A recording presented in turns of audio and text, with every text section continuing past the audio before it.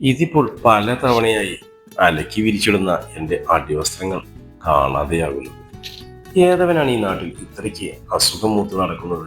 ടെറസിൽ നിന്നും ഉണങ്ങിയ തുണികളുമായി സ്റ്റെയർകേസ് ഇറങ്ങി വരുന്ന റെമീസ ആരോടുമില്ലാതെ അരിശത്തോടെ ചോദിച്ചു. എന്താടി, എന്തു പറ്റി?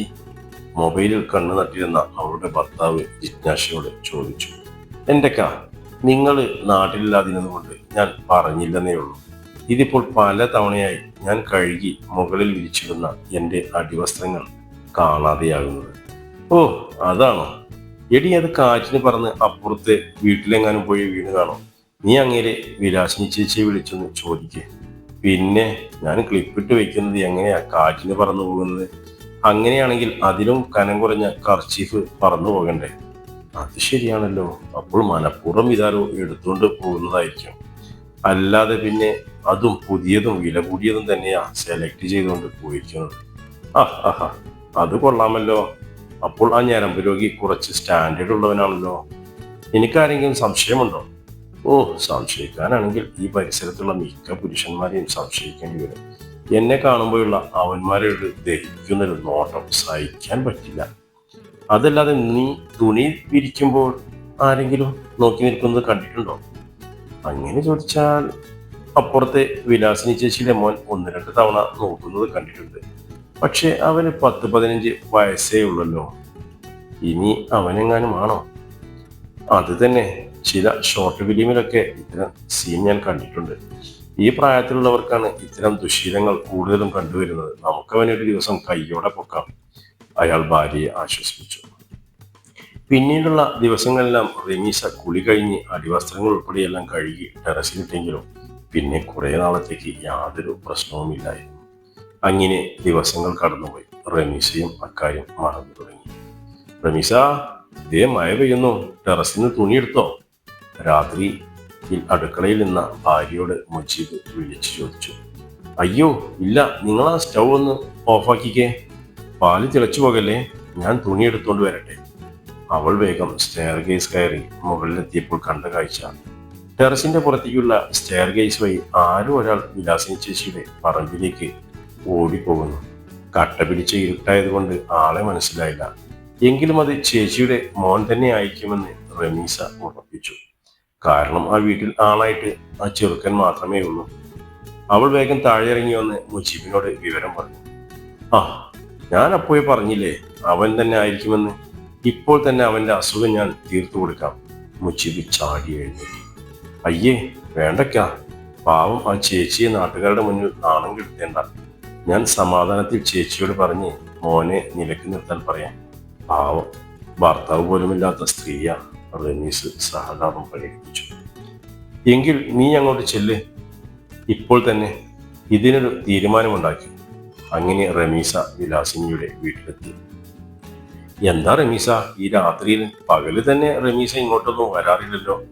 അതാ ചോദിച്ചത്. കരിയും പുകയും പിടിച്ച തേക്കാത്ത ചുവരുകളും പൊട്ടിപ്പൊളിഞ്ഞ സിമെന്റ് തറയുമൊക്കെ ആ വീട്ടിലെ ദാരിദ്ര്യത്തെ വ്യക്തമാക്കുന്നതായിരുന്നു. ഇടതുവശത്ത് കണ്ട അടുക്കളയിലെ തറയിൽ ചൂട്ട് കത്തിച്ചു വെച്ച ഇഷ്ടിക അടുപ്പിലിരിക്കുന്ന കലത്തിൽ കഞ്ഞി തിളച്ചു തൂങ്ങുന്നുണ്ട്. വിവാഹപ്രായം കഴിഞ്ഞ 2 പെൺകുട്ടികൾ അവരുടെ പുറകിൽ നിഴല് പോലെ നിൽക്കുന്നു. എനിക്ക് ചേച്ചിയോടൊരു കാര്യം പറയാനുണ്ട്. അവനെന്തേ കണ്ണൻ? അവൻ പഠിക്കുക. എന്താ റമീസ? അവരുടെ മുഖത്തെ ആശങ്ക അവൾ കണ്ടു. അത് പിന്നെ ഇവര് നിൽക്കുമ്പോൾ എങ്ങനെയാ ഞാനത് പറയുന്നത്? അവൾ പെൺകുട്ടികളെ നോക്കി സംശയം പ്രകടിപ്പിച്ചു. അത് സാരമില്ല, പറഞ്ഞോളൂ. ഞങ്ങൾക്കിടയിൽ രഹസ്യങ്ങളൊന്നുമില്ല റമീസ. അവരോട് നടന്ന കാര്യങ്ങളൊക്കെ ശബ്ദം താഴ്ത്തി പറഞ്ഞു. റമീസ, എന്നോട് ക്ഷമിക്കണം. എൻ്റെ മോനല്ല, ഞാനാ അത് ചെയ്തത്. അത് കേട്ട് റമീസ ഞെട്ടിപ്പോയി. ചേച്ചിയോ? എന്തിന്? അത് പിന്നെ റമീസക്ക് അറിയാമല്ലോ, കുട്ടികളുടെ അച്ഛൻ മരിച്ചു കഴിഞ്ഞപ്പോൾ ഞങ്ങൾ ജീവിക്കുന്നത് ഈ നാട്ടുകാരൊക്കെ കൂടി സഹായിച്ചിട്ടാണ്. എല്ലാവരും അരിയും പച്ചക്കറിയും മറ്റ് പലവ്യഞ്ജനങ്ങളും ഒക്കെ കൊണ്ടുതരാറുണ്ട്. അവരുടെ കൂട്ടുകാരികളൊക്കെ അവരുടെ പഴയ ചുരിദാറും പാവാടയും ഒക്കെ കൊടുത്തിട്ടുമുണ്ട്. പക്ഷെ ആരും ഇന്നുവരെ പണമായിട്ട് ഞങ്ങൾക്കൊന്നും തന്നിട്ടില്ല. എല്ലാവരും എല്ലാം തന്നാലും നമ്മൾ പണം കൊടുത്തു വാങ്ങുന്ന ചിലതൊക്കെ ഇല്ലേ, ചുരിദാർ തന്ന കൂട്ടുകാരികളോട് അടിയിലിടാനുള്ള ഷെഡിയും പ്രായം കൂടി തരണമെന്ന് അവർക്ക് ചോദിക്കാൻ പറ്റുമോ? ഒരാഘോഷങ്ങൾക്കും എൻ്റെ മക്കൾ പുറത്തു പോകാറില്ല. ആരും ഞങ്ങളെ ഒന്നിനും ക്ഷണിക്കാറുമില്ല. എങ്കിലും മുടങ്ങാതെ അവർ അമ്പലത്തിലും റേഷൻ കടയിലും പോകാറുണ്ട്. അപ്പോഴൊക്കെ അവരെന്നോട് ഒരൊറ്റ കാര്യമേ ആവശ്യപ്പെട്ടിട്ടുള്ളൂ. അമ്മേ, അകത്തൊന്നുമില്ലാതെ പുറത്തു പോയിട്ട് വല്ലാത്ത ടെൻഷനായിരുന്നെന്ന്. അവസാനം നിസ്സഹായ എനിക്ക് റമീഷയുടെ അടിവസ്ത്രങ്ങൾ മോഷ്ടിക്കേണ്ടി വന്നു. ഇത്തരം മോഷണം നടത്തുന്നത് കൊണ്ട് പോലീസ് കേസാവില്ലെന്നത് മാത്രമായിരുന്നു എൻ്റെ ധൈര്യം. എന്നോട് ക്ഷമിക്കൂ റമീസ, ഗതികേട് കൊണ്ടാണ്. എൻ്റെ മോനതറിയല്ലേ. മോൻ അറിയുകയും ചെയ്യരുത്. അവനിലാണ് ഞങ്ങളുടെ ഏക പ്രതീക്ഷ. അത് കേട്ട് റമീസ സ്തബ്ധയായി. ഇതൊന്നും ഞാൻ അറിഞ്ഞിരുന്നില്ല ചേച്ചി. ചില സംഘടനകൾ നിങ്ങളുടെ കാര്യങ്ങൾ അന്വേഷിക്കുന്നുണ്ടെന്നും അതുകൊണ്ട് നിങ്ങൾക്ക് യാതൊരു കുറവുകളുമില്ലെന്നായിരുന്നു എൻ്റെ വിശ്വാസം. ക്ഷമ ചോദിക്കേണ്ടത് ഞാനാണ് ചേച്ചി. അയൽവക്കത്തുള്ളവർ മുണ്ട് മുറുക്കിയെടുത്ത് നടന്നപ്പോൾ അതറിയാതെ ഞാൻ വയറു നിറച്ച് ജീവിച്ചു. ഞാനിപ്പോൾ വരാൻ ചേച്ചി, അതും പറഞ്ഞ് റമീസ സ്വന്തം വീട്ടിലേക്ക് പോയി.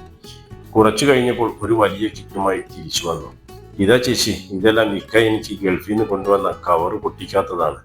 കൂടെ നാപ്കിനും വെച്ചിട്ടുണ്ട്. ഇനി മുതൽ അവർ പുതിയത് മാത്രം ഉപയോഗിക്കട്ടെ. ഇത് പഴകുമ്പോൾ എന്നോട് പറഞ്ഞാൽ മതി, ഞാൻ വാങ്ങിത്തന്ന് കൊള്ളാം. എന്താണെങ്കിലും. അമ്മയത് നിറക്കണ്ണോടെ വാങ്ങുമ്പോൾ പുറകിൽ നിന്ന പെൺകുട്ടികൾ തേങ്ങലൊതുക്കാൻ പാടുപെട്ടു. ഇവിടെ കാണാതെ പോയത് അടിവസ്ത്രങ്ങളായിരുന്നില്ല, അയൽക്കാരൻ്റെ ഗതികേടായിരുന്നു.